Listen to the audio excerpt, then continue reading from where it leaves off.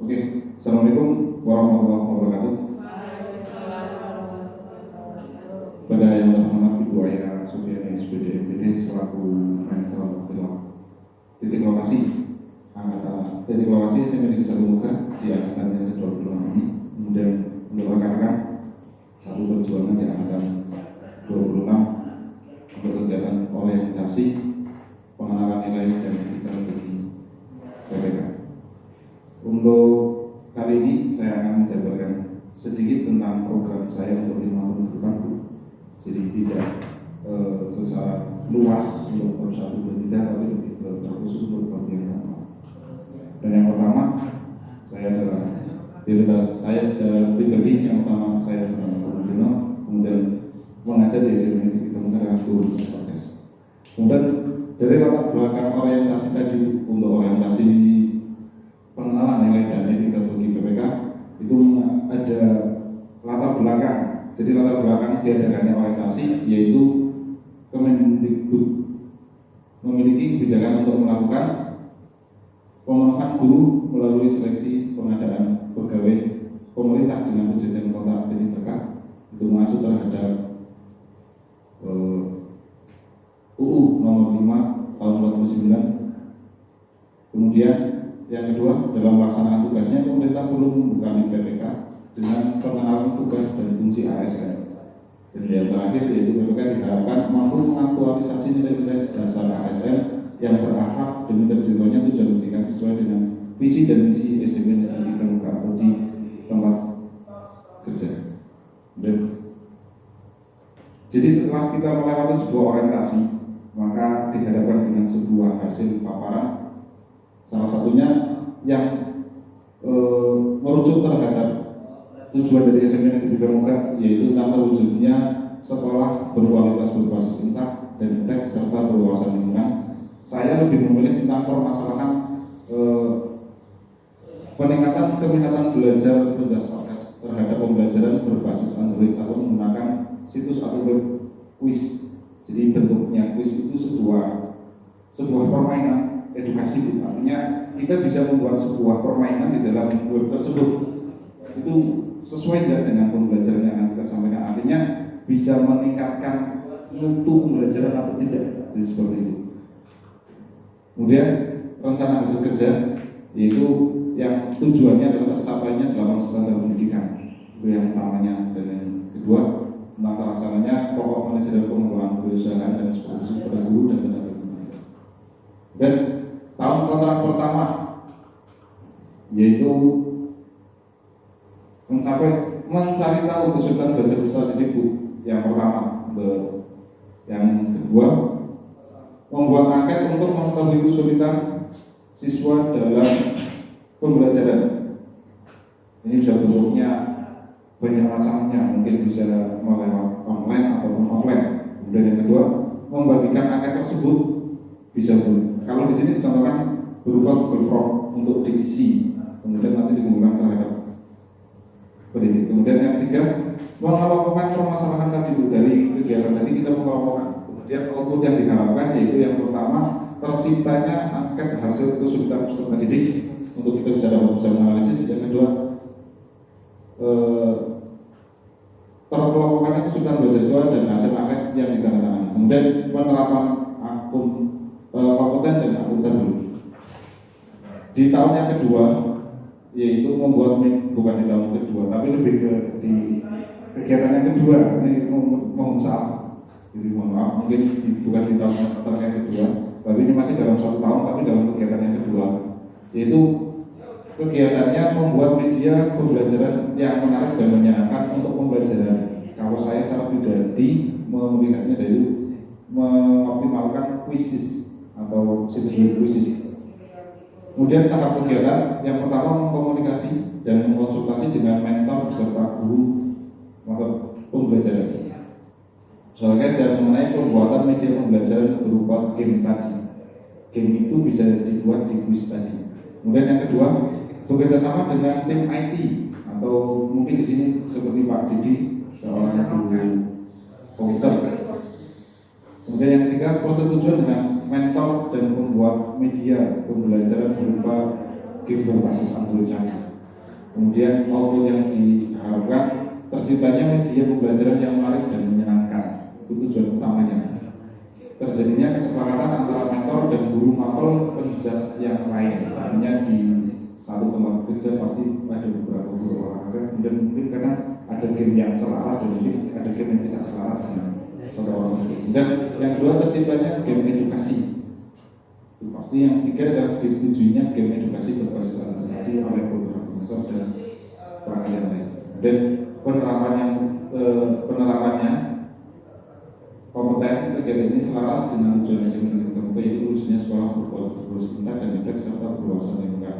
Saya melaksanakan tugas penjelasan terpusat. Di tahap yang ketiga, yaitu mengunggah media pembelajaran yang berbasis internet tadi agar mudah diakses kapanpun, dimanapun, dan oleh siapapun. Kemudian tahap kegiatan yang pertama adalah memilih aplikasi internet. Kalau tadi saya memilihnya adalah tentang game quiz tadi. Kemudian yang kedua, mengupload atau mengunggah game tadi. Yang ketiga, memberikan link atau alamat sesuai dengan web tadi untuk quiz tadi, karena quiz itu secara online.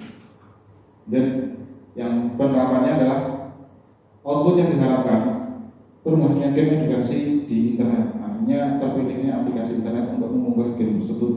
Kemudian perubahannya media pembelajaran berupa game. Yang ketiga itu tersebarnya link untuk mendownload atau media game tadi. Dan penerapannya adalah berpartisipasi aktif dalam musyawarah ataupun mengikuti kegiatan secara tanggung jawab, koordinasi layanan, akuntabel, kompeten, dan harmonis.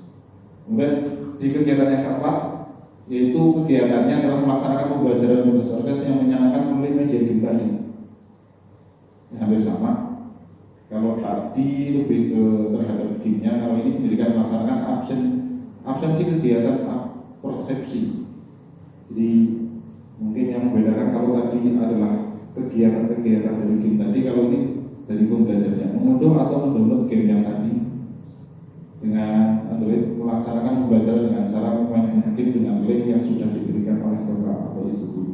Kemudian output yang diharapkan pembelajaran yang menyenangkan, terlaksananya kegiatan persepsi, terunduh dan terinstallnya game pada Android, kemudian terlaksananya pembelajaran dengan cara memainkan game. Yang terakhir yaitu penerapan, saya membuat program penyiapan lulusan yang menguasai. Kemudian yang terakhir, di tahap yang terakhir yaitu evaluasi proses dan hasil belajar. Jadi pendidikan tahapan kegiatannya adalah pendidik melakukan penilaian dengan bukti peserta didik mengirim bukti screenshot yang sudah mereka kerjakan di sistem quiz tadi. Yang kedua, pendidik dan peserta dan menyiapkan lulusan yang menguasai impact dan impact selaras dengan tujuan SMP Negeri Kampung. Kemudian di tahun 2025 atau tahun berikutnya, yaitu penerapan project based learning atau menambahkan fitur-fitur soal-soal yang telah menantang peserta didik berpikir kritis pada aplikasi pembelajaran penjas orkes melalui game berbasis Android SMP Negeri Kampung, yaitu menyiapkan impact dan impact. Kemudian di tahun yang keempat, yaitu tahap kegiatan yang pertama menambahkan fitur video interaktif. Artinya saya mungkin bisa membuat sebuah video yang nanti dimasukkan terhadap quiz tadi.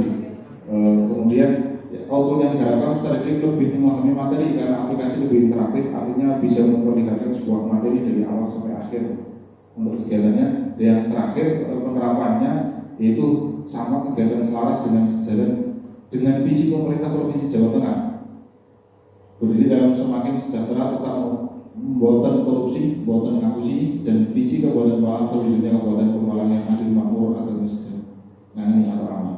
Yang terakhir di tahun 2027 untuk kegiatan yang pertama yaitu mempublikasikan aplikasi yang sudah tadi dibuat dari awal sampai akhir ke masyarakat umum. Kemudian output yang diharapkan adalah aplikasi tersebar masyarakat di luar SMP Negeri Kampung. Jadi acuannya bukan dari untuk lingkungan SMP, tapi lebih luas sebetulnya. Yang terakhir penerapan nilai berakhlak, yaitu kegiatan selaras seperti tadi divisi dan misi. Mungkin cukup itu saja, Bu. Mungkin ini setelah mengikuti kegiatan pengenalan nilai dan etika instansi pemerintah bagi PPK Kabupaten Malang, kita sebagai pendidik mampu memahami program orientasi dan mengenali nilai dan etika instansi pemerintah secara mampu mengedukasi nilai-nilai dasar ASN berakhlak yang tercapainya tujuan pendidikan sesuai dengan visi misi SMP Negeri 3 Bulungan. Mungkin cukup itu saja dari saya. Mungkin ada pertanyaan atau tambahan dari Bu Kaya.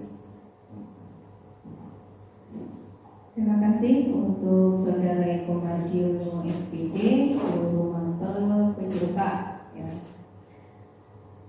Yang pertama saya ingin menanggapi terkait dengan kegiatan di tahap 1 tahun 2023.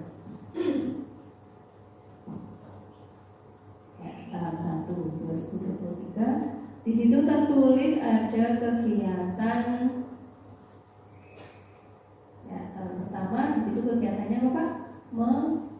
Mencari tahu kesulitan belajar Mencari tahu kesulitan belajar peserta didik. Ya, tertulis di situ untuk kegiatannya dilaksanakan sebelum atau sesudah. Nah, sebelum atau sesudah ataukah sebelum dan sesudah? Dapat dilaksanakan sebelum dan sesudah. Nah, ya itu kali saja ya Pak. Mungkin lebih tepat adalah sebelum dan sesudah. Ya, jadi kalau sebelum terkait dengan diagnostik, ya kalau sesudah itu nanti terkait dengan evaluasi. Ya, jadi sebelum dan sesudah. Kemudian untuk tahap berikutnya, tahap 2, alangkah baiknya ada uji media sebelum digunakan. Jadi mungkin di kalangan guru ya itu dievaluasi dulu terkait dengan kuisnya, itu dicoba dulu barangkali ada macet dan sebagainya. Jadi belum tersebar, sudah dibuka, jadi ternyata macet atau sudah dibuka, nanti yang dulu.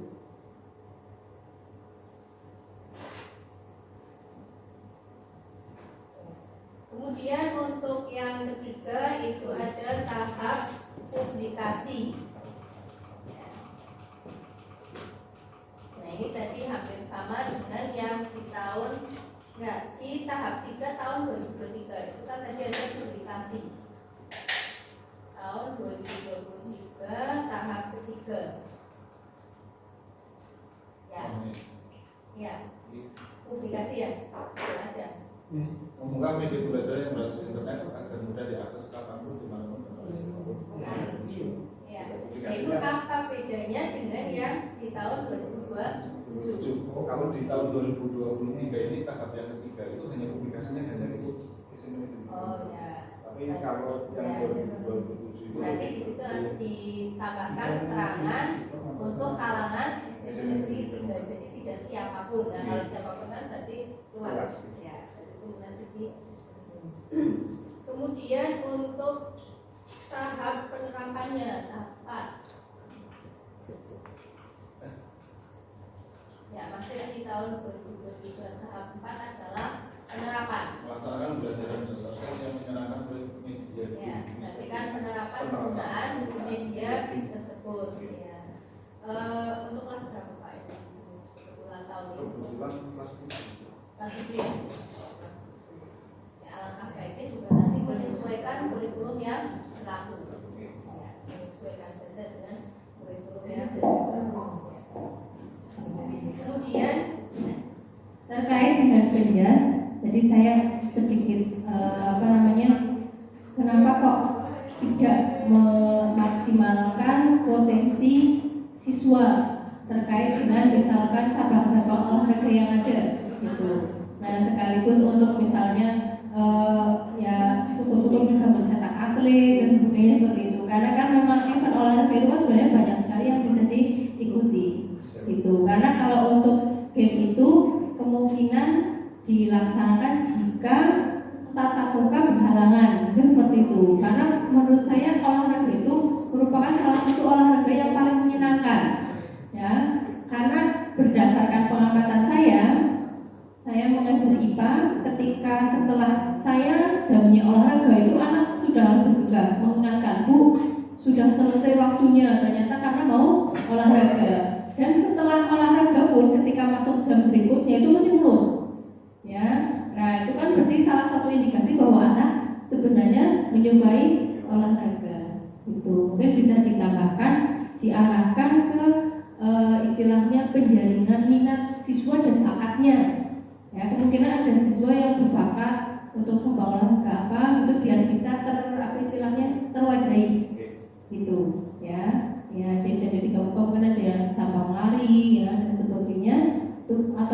gula misalnya ya, itu mungkin bisa nanti biar terakomodir itu. Ya. Kemudian penerapan budaya hidup sehat itu juga terkait dengan olahraga ya. Nah itu juga bisa ditanamkan nilai-nilainya bagaimana saudara bisa memasukkannya dalam program itu. Menurut saya bagus itu karena pengamatan saya, kesadaran siswa ya yang sepele saja istilahnya kayak membuang sampah pada tempatnya itu ya memang sebenarnya tidak hanya guru olahraga ya, tetapi kan terkait dengan gaya hidup sehat itu kan ada juga materi di olahraga ya. Jadi itu langkah baiknya juga bisa dilakukan ya. Itu saja dari saya. Sekian, wassalamualaikum warahmatullahi wabarakatuh. Mungkin cukup itu saja untuk pemaparan dari saya.